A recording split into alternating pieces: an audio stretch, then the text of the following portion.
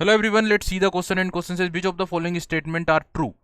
Okay, so we have options like as per Indian law, apart from RBI, no other individual or organization is allowed to issue currency.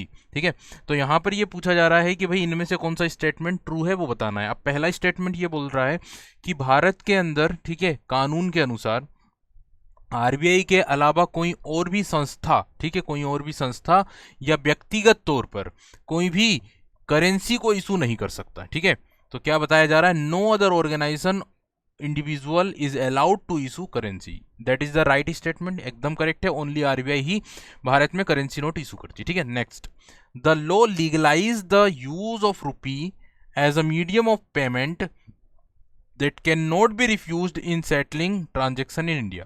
Second statement ये बोल रहा है कि भारत के अंदर transaction के एक मीडियम के रूप में अगर रुपए का इस्तेमाल किया जा रहा है तो वो लॉ के द्वारा लीगलाइज है।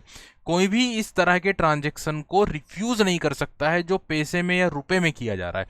That is also correct statement. Then option C, no individual in India can legally refuse the payment made in rupees. तो कोई भी इंडिविजुअल पेमेंट को रिफ्यूज नहीं कर सकता है अगर वो किस में की गई है, रुपी में की गई है। That is also correct statement. It means all of the above are true. Option D will be the right answer.